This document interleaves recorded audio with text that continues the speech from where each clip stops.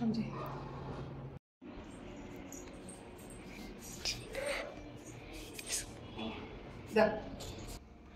అండి, హాయ్ అందరికీ నమస్తే. Welcome to kitchen and children.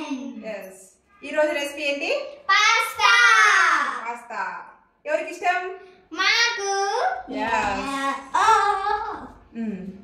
సరే, ఇంకా వీడియోలోకి వెళ్ళిపోదాం పదండి. ముందుగా పాస్తా కోసం వాటర్ని పెట్టుకోవాలి. హాట్ వాటర్లో మనం వీటిని ఉడకబెట్టుకోవాలి.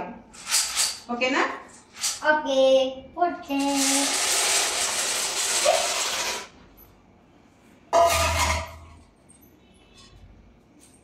అవి వేసిన తర్వాత ఇప్పుడు కొద్దిసేపు వీటిని కలబెట్టుకోవాలి. పాస్తాలోకి మనం అవి ఉడికే లోపల ఒక ఆనియన్, 4 పచ్చిమిర్చి, 3 టమాటాలని ముక్కలుగా కట్ చేసుకుందాం. సరేనా? సరే. మా ఇట కదమ్మా, మధ్యలో పెట్టుకోవాలి ఆయన.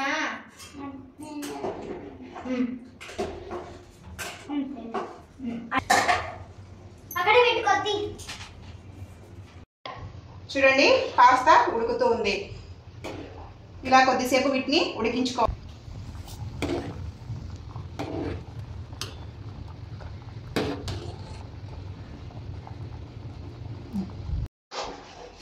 చూడండి, ఒక 20 మినిట్స్కి ఇవి ఉడికిపోయాయి.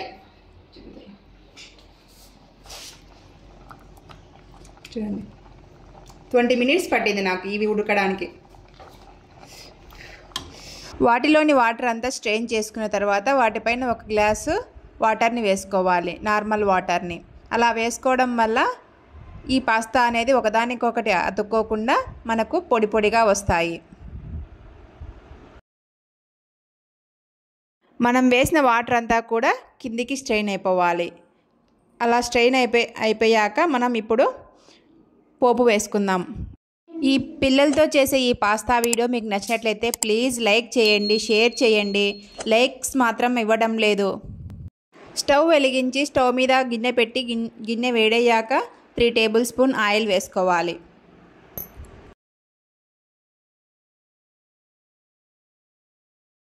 ఆయిల్ వేడయ్యాక 1 టేబుల్ స్పూన్ ఆవాలు, 1 టేబుల్ స్పూన్ జీలకర్రను వేసుకోవాలి. ఆవాలు జీలకర్రను బాగా వేయించుకోవాలి.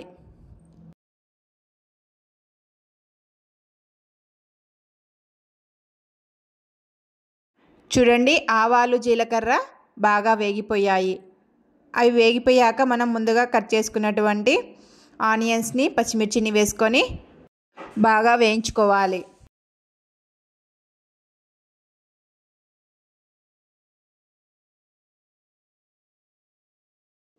చూడండి, ఆనియన్, పచ్చిమిర్చి బాగా వేగిపోయాయి. ఇప్పుడు మనం ముందుగా కట్ చేసుకున్నటువంటి 3 టమాటాలను ఇందులో వేసుకోవాలి.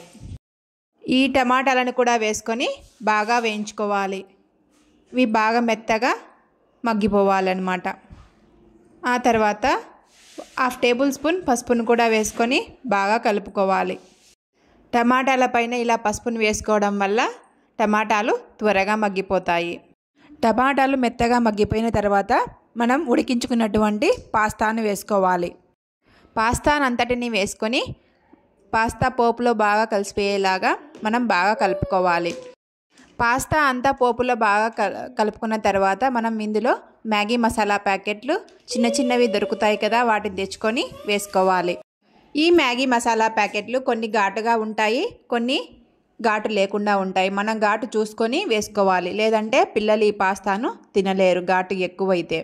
ఆ తర్వాత 1 టేబుల్ స్పూన్ సాల్ట్ను వేసుకోవాలి. మనము ఎక్కడా కూడా సాల్ట్ను ఈ పాస్తాలో వేయలేదు కాబట్టి సాల్ట్ను చెక్ చేసుకొని వేసుకోవాలి. నాకు ఇక్కడ మ్యాగీ మసాలా ప్యాకెట్ సరిపోలేదనిపించి ఇంకొక మ్యాగీ మసాలా ప్యాకెట్ని వేసుకున్నాను. ఇలా మ్యాగీ మసాలా ప్యాకెట్ వేసుకున్న తర్వాత బాగా కలుపుకున్న తర్వాత కొత్తిమీరను చల్లుకొని సర్వ్ చేసుకోవాలి. పిల్లలు ఎంతగానో ఇష్టపడే పాస్తా రెడీ అయిపోయింది.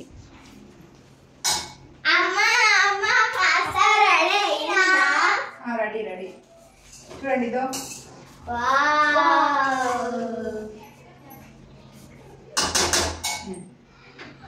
అయిపోయింది, రెడీ అయింది.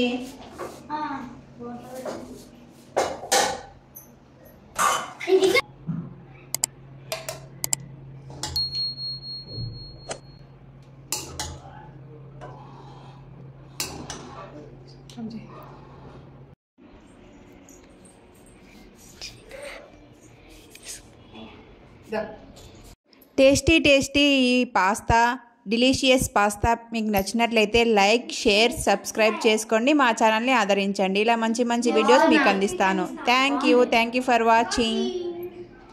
బాగుంది, సూపర్.